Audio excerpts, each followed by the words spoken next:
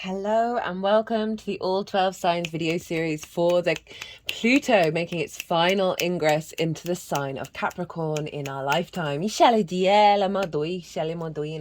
My name's Chloe. I work with card divination, astrology, and as you just heard and as you can see, I channel multi-dimensional energies through my body.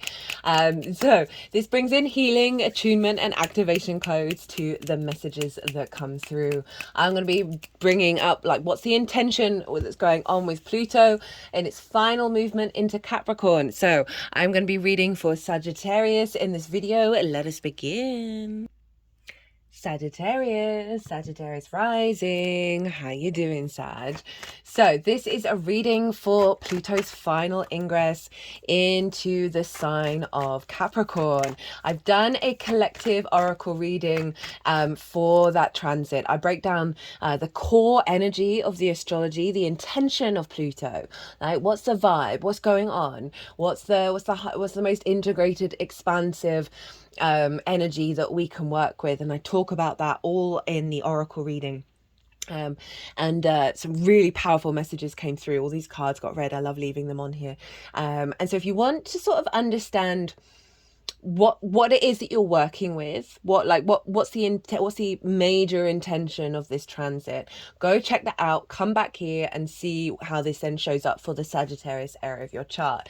Now, for those of you who don't have Sagittarius in the first house, because I read for the rising signs, look to where Sagittarius does fall in your natal chart. Look at the house that it's in, the themes of that house, and you want to apply those themes as well as all the meaning you've got going on in the sign of Sagittarius, because it will be as if that Sagittarius energy has now energetically moved to the first house. And so the astrology for the rising sign will still link in. You just got to add on your own natal chart meaning on top of it. There's going to be three piles. The first pile is what's the intention of this transit with Pluto for you, Sag. What's the challenge? And then how to work with the intention, right? The best way to amplify this energy. I'm also going to pull one oracle card as well. There is a competition, by the way. There are 3 readings up for grabs. All the details for the competition are in the description box. You can enter as many times as you like. So let's get on with what's going on. Where is this happening for you, Sagittarius rising? It's happening in your second house of your skills and your tools, your resources, of how you manifest and bring in regular income. It's the things that you value, and most of all, how you value yourself. Now, obviously, we have had Pluto rocking in and out of Capricorn since 2008. You've been working through some big transformative energy around your own value, around your skills and your tools, and how you bring in regular income and all of that good stuff. And this is the final time. Now, I'm going to touch briefly on the astrology that I talk about in the main reading, is that Pluto's going to be sextiling Neptune and trining Uranus with this transit, and they're both in water and earth signs, so we've got very big yin energy, and this is quite phenomenal, the setup here, because trines and sextiles, they are ruled by Venus and Jupiter. There's a sense of creativity, connection, love, wisdom, abundance. We've got some really harmonious aspects with the 3 main outer planets, and so we've got Pluto, who's doing its final leg in the sign of Capricorn in our lifetime, really uncovering some real rooted power around your understanding of your own value, around your skills and your tools, unearthing jewels and gems and wisdom here. And it's sextiling Neptune over in Pisces, which for you is in your 4th house of your roots and your foundations. And this is a capacity to connect to the wisdom of your ancestors, both blood and soul lineage, that is going to be infused into your skills and your tools, as well as releasing a lot of wounds around limitations, around value, around the capacity to bring in more income.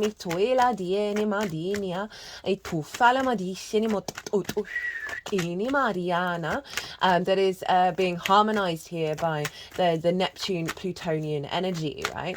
Neptune is a very sort of the mystic, and so we're really able to Italemo ot inima it ot it inima it falima dini. Neptune is really helping you establish your sense of connection to source, creator, whatever it is you want to talk about, the sort of the bigger collective consciousness, the emotional frequency of the memories of the magic there from your home life into your skills and your tools. So for some of you, this might be just getting a lot of downloads at home in regards to the next stage of whatever it is, how you create, how you the skills and tools that you have in your life, of how you manifest. You might be doing more ritual work at home. A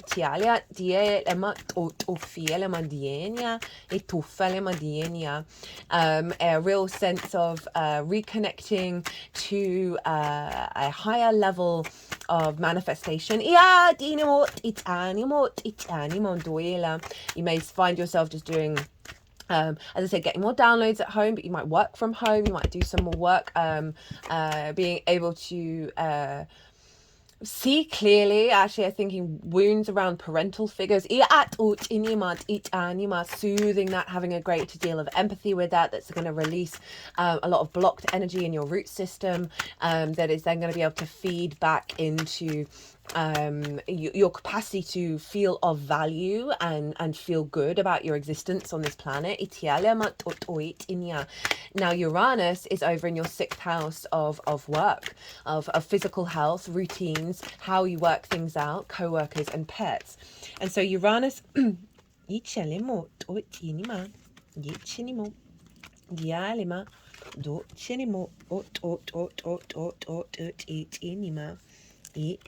sorry, they're just doing things with the cards. What was I saying? Yeah, over in the 6th house, and Uranus wants you to walk your path, wants you to be uniquely yourself, wants you to understand that there are other ways of thinking about the way that you understand work, the way that you understand your physical health. So we've got this lovely combination of a trine between Pluto and Uranus, of finding more wisdom and understanding of your unique way of figuring things out that's going to elevate your skills and your tools. Feeling more confident in feeling more energized in when it comes to work, that is seeing a clearer path around your own value. Yeah, so we've got how you value yourself, your skills and your tools, your home life, your roots and your foundations, as well as, you know, work itself and physical health and routine. So there's a real strengthening of your base in regards to how you then create in the world, right? How you build in the world, and magnetizing a higher level of capacity within you to perceive your deeper connection to what it is that you build here on this planet. Now you can see a lot of power dynamics, a lot of old paradigms, old distortions, you know, perhaps things not working out, difficulties. Old paradigms around value. Perhaps co-workers might be really independent and not give you the what it is that you need. Because all of this is then just, you know, just coming to the surface in order for you to be like, actually no, that isn't going to affect the way that I create and the way that I build. Alia dienimo toitinia do fale madienima. Woo! Diana.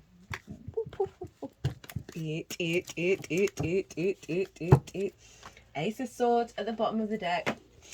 Yeah, because Pluto can obviously bring up not only riches from the underworld, but also things that need to be released, right? Old wounds, old difficulties.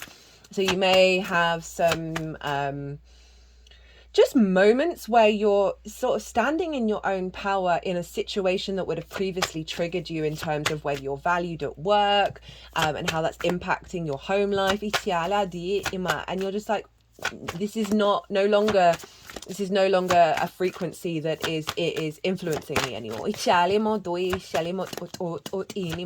There may be something around healing wounds around neglect, because with the fourth house, it's parental figures, it's ancestors. We may learn certain patterns in this lifetime or from past lifetimes, which means we can't be the adult in the room for ourselves, which is the sixth house, right? The grown-up in the room, and so we can then fall into ways of neglect and not being able to put the time and energy into the way that we work, into our physical health, into our routines. And I really feel like this is sort of releasing you of some really big archetypal structures that may have fully not allowed that full expansion of self. Right.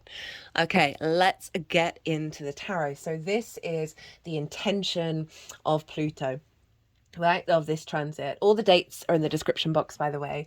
Did I mention the competition? I think I did. If I did, there's a competition. All the details in the description box. And we've got 3 readings up for grabs. So we have the 5 of Wands in reverse, okay, the 3 of Swords in reverse, and the Ace of Cups. So the intention of Pluto, I feel like that was sort of saying that, okay, there's going to be some old wounds come up around the heart space, but it's with the intention of releasing it. So the 5 of Wands, the 3 of Swords. The 5 of Wands is kind of like lots going on, no momentum, right? So this can be lots of ideas, and things just you're not quite getting to the next level of mastery, or you can get easily distracted. That you've got so many ideas that you don't know how to focus, like to refine them. This is in reverse, so there's an element of streamlining this, of like releasing a level of chaos energy, of this sort of low level conflict energy around your capacity to work with your skills and tools to manifest, right? So there may be a lot of conflicting energies that have got in the way of your manifestation a lot of competition, right? That around your skills and tools being available, and picked up on, that there's something around, perhaps with the parental figures. Maybe you've had a lot of siblings where you've always having to, sort of try and fight for being valued, or you're just always doing battle with yourself around your understanding of your own value. That's like led to this is quite a stagnant energy, even though there's a lot of movement here, because it's just not quite moving forward. So this is in reverse. If we think about the 4th house, as I said, so difficulties perhaps in the home life, your parental figures, that has impacted your sense of value, which may mean that you're not bringing in the same stepping up to the next level of regular income that you're bringing in, because there's this level of, there's always got to be a fight rather than flow. But it's in reverse, so the intention of this transit is to release it. So these things in the upright may show up because they're coming to the surface to be realigned. We've got that 3 of Swords. So this doesn't just have to be about romance. This is anything that's blocked your heart, any idea, words, spells, preconceptions that have diminished your capacity to feel the love, right? For understand your own value, and really feel connected via your heart, your skills and your tools and your manifestation. They're just sort of pulling swords from the heart space. So I love that with the Ace of Cups. right? This is the overflow. This is a sense of peace. This is a sense of abundance. This is a renewal of energy, of love, of falling in love with yourself, right? Falling in love with your skills and your tools, and really feeling very in your flow, in love with what it is that you're bringing into the world through your skills and your tools, and feeling very calm. I love that we got the dove of peace after this sort of chaotic energy of just feeling very emotionally resonant to your own value. Now the challenge. We have the devil, hello, Capricorn, the King of Cups, and the Queen of Wands. So the challenge is the devil, right? And this is...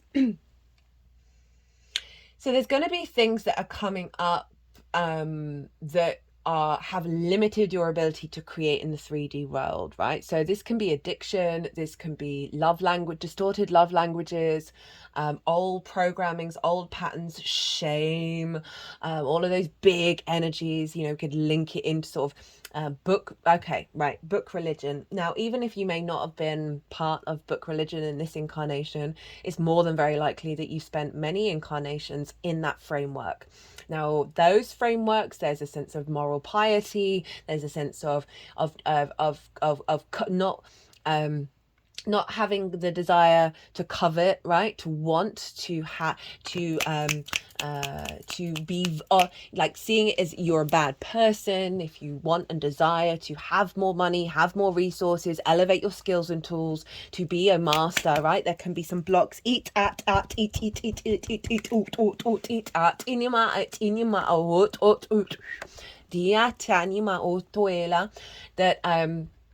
is going to be coming up throughout this. So there's a challenge of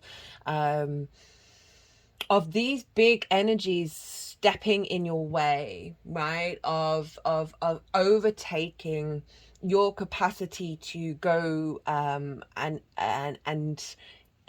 investigate what this is about, right? Because this can be quite overwhelming and can see us,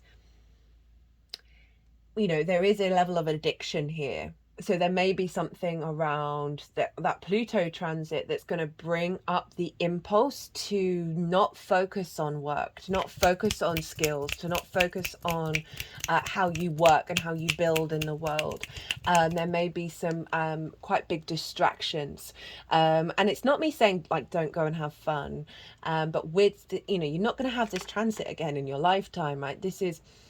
You know, Pluto's going to be unearthing a lot of these wounds that is in order for them to be released, you've got to be in the observer state, right? You've got to be in a state of awareness, of being the adult in the room for yourself, right? Rather like self-care rather than the neglect. So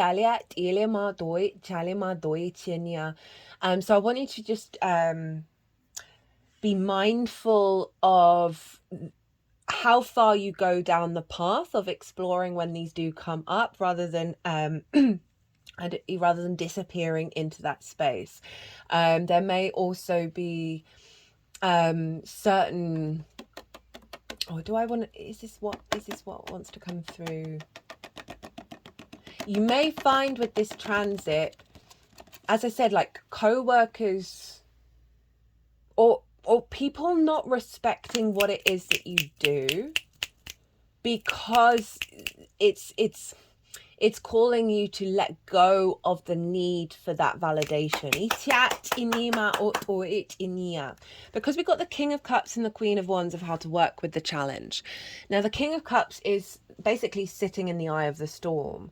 It doesn't deny its emotional responses, but it understands that even if there's chaos going on, even if there's conflict going on, that the key to it is to understand that all things are transitory, and to understand the level of emotional control, right? So this is calling you to step into that space, into a sense of into sovereignty, rather than letting your emotions pull you back into that storm. So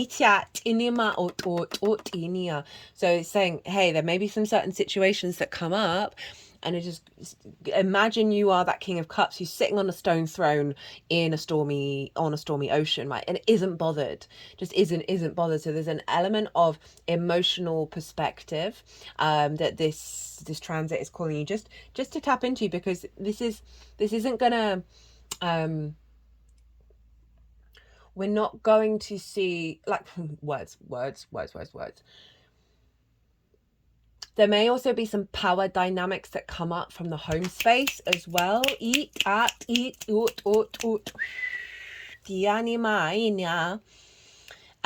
Because of that Pisces energy, right? The water energy, where Neptune is. And then we've got the Queen of Wands. So this is fire. We can see this as your Sagittarius energy.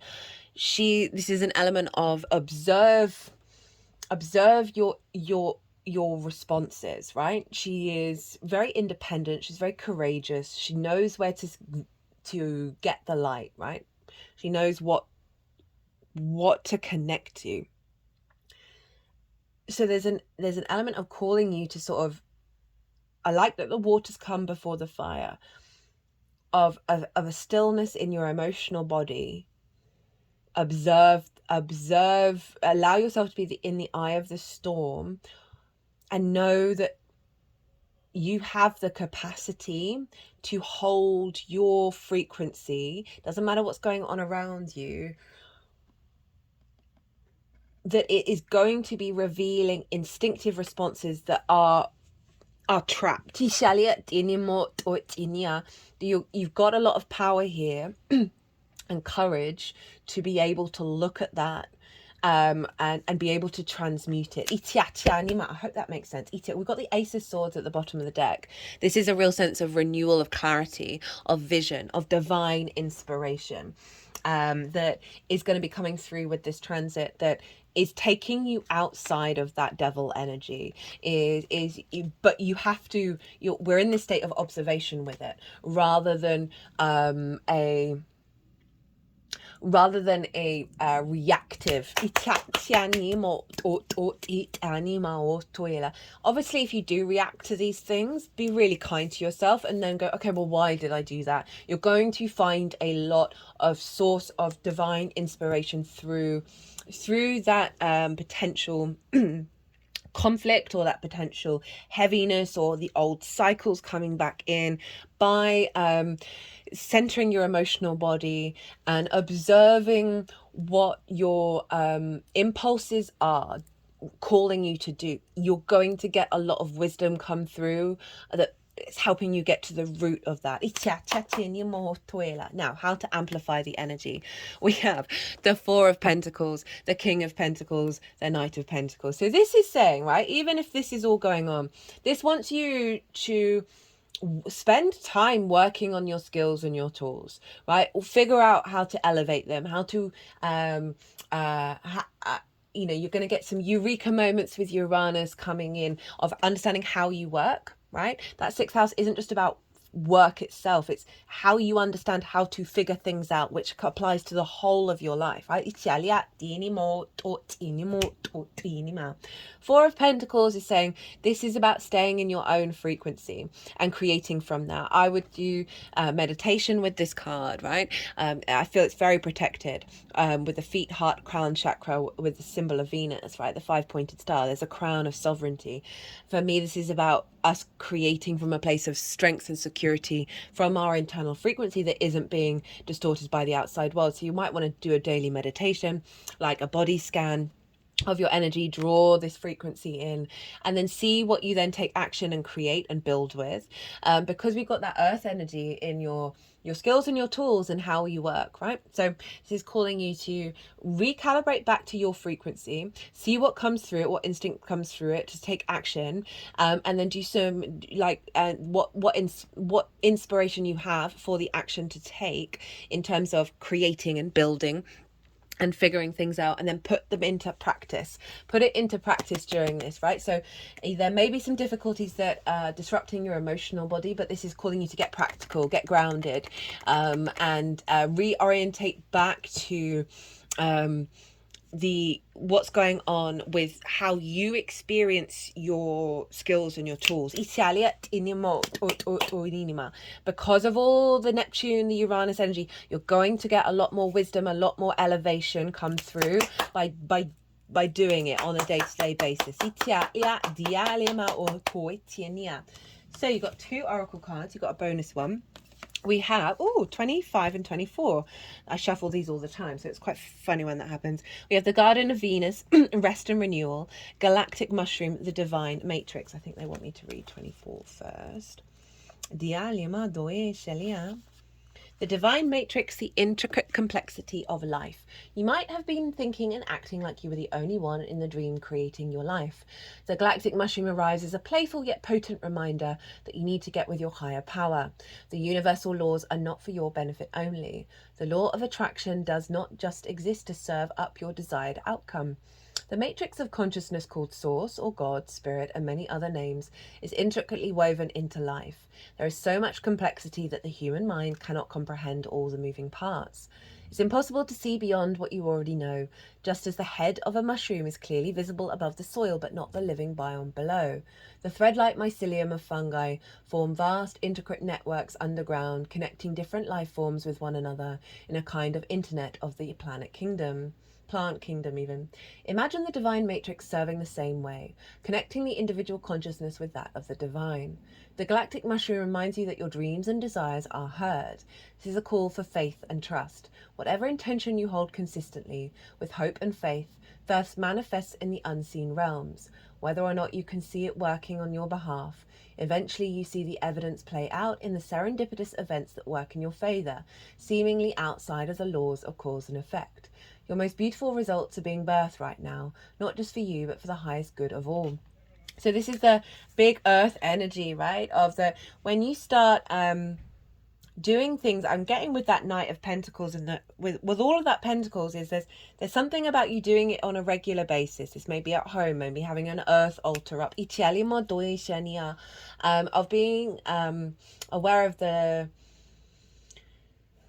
not necessarily worrying about how things are going to turn out, but simply by showing up and doing the daily practices, the daily implementation of, oh, how can I tweak this? How can I do that? The bigger plans are going to unfold because you are acknowledging that you are part of this expansive connective web, right, with that Neptune in your 4th, of the wisdom that's coming through, the inspiration, the illumination, the clues, the synchronicities, that it is a bigger map than you, that it's a bigger part of you, that it helps just give you a bit of perspective emotionally as well, with that King of Cups, that those addictions, putting into practice daily habits, self-care, help navigate out of that. So just really being open to the unfolding, without, and again, that faith and trust, without, oh, it's not showing up immediately, right? It's really going to help bring in a layer of maturity. Garden of Venus, the place of all is well, rest and renewal, self-acceptance. When the Garden of Venus appears, you're invited, actually summoned, to return to the pleasure garden of love. It's time to leave the field of battle. Put your sword away. There is nothing you need to defend anymore. Step through the gate into the garden of earthly delights. Bask in the joy of wish-fulfilling trees and the scent of healing flowers. You have returned home. You are weary, and it is time to rest deeply and be renewed. Go into the sacred garden alone, as there is no need for another to be present to experience its pleasures. Really stop looking for the other. Enter by yourself. Allow your senses to intoxicate you. Leave all thought behind. Lose your analytical mind and return to your body. In the Garden of Venus, there is a still pond. You might want to do, with that Uranian energy, of stretching, yoga, whatever it is, but something slow, something gets you into your physical senses. as a daily practice, and you may get a lot of clues, a lot of wisdom coming through, a lot of inspiration when you're in that space. In the Garden of Venus, there is a still pond that shows your reflection when you stoop down to drink. Who is that staring back at you? Look at who you've become. Rinse your face with these healing waters and practice deep acceptance. Love who you have turned into with all your imperfections and blemishes. The goddess of Venus holds a mirror that allows you to see yourself in all your flaws. Flawed beauty. Do not become caught in its spell. After a quick glance, take the mirror with you and return to the battlefield, that you may reveal to others who they are becoming. Then you will no longer have the use for your sword. I really like that as a sort of a summary of like that sense of value of self. Right, you don't need to be in a state of conflict. Right, we've got that 5 of Wands in reverse, and then with the Devil card of like the sense of repeating cycles of conflict. There's an element of pause here, of realizing that you're connected, and putting an element of slowness but practice on the day-to-day of self-care, self-love, right, of being playful and experimental with your skills and your tools, and see what wants to come through, rather than how they may be perceived by anybody else. Right, Sagittarius, I'm going to leave it at that. I hope you enjoyed this reading. I hope it resonated. If it did, don't forget to hit that like button. It brings me great joy. It really does. But also obviously helps the algorithm. Don't forget to enter into the competition. 3 mini readings up for grabs. Be good to yourself, Sagittarius. Be good to those around you, and safe travels until we meet again.